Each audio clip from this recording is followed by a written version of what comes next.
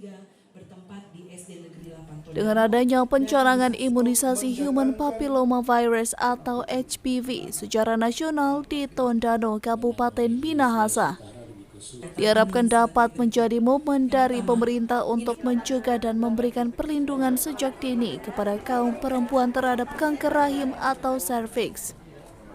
Hal tersebut disampaikan oleh Ketua Komisi 9 DPR RI Feli Runtuwene saat melihat secara langsung imunisasi tersebut di SD Negeri 8 Tondano.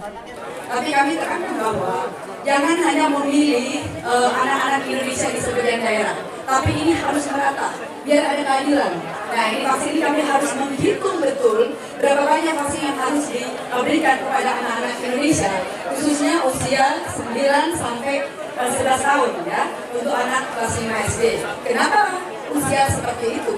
Karena lebih dari itu, kami khawatir nanti sudah kontaminasi anak-anak ini sudah mengenal yang seks, nah ini tidak bisa.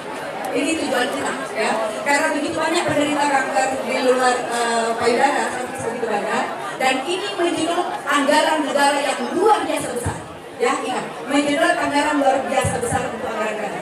Nah, untuk itu kami bicara apa yang harus dilakukan, kita harus ada solusi. Ada masalah harus ada solusi. Nah, ini kita duduk bersama dengan Kementerian Republik Indonesia dan diterima kami mencari cara seperti apa. Inilah yang kami lakukan dan kami mendukung penuh. Komisi 9 mendukung penuh untuk vaksinasi HPV di anak-anak bangsa kita seluruh Indonesia. Diketahui kanker serviks atau kanker rahim merupakan jenis kanker pembunuh tinggi nomor 2 di Indonesia.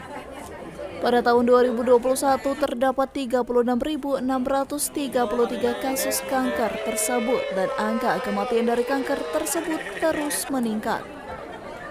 Untuk itu pemerintah pusat melakukan pencegahan dini dengan memberikan vaksin HPV kepada anak perempuan usia 11 dan 12 tahun. Eka Putra melaporkan untuk Kawanua TV.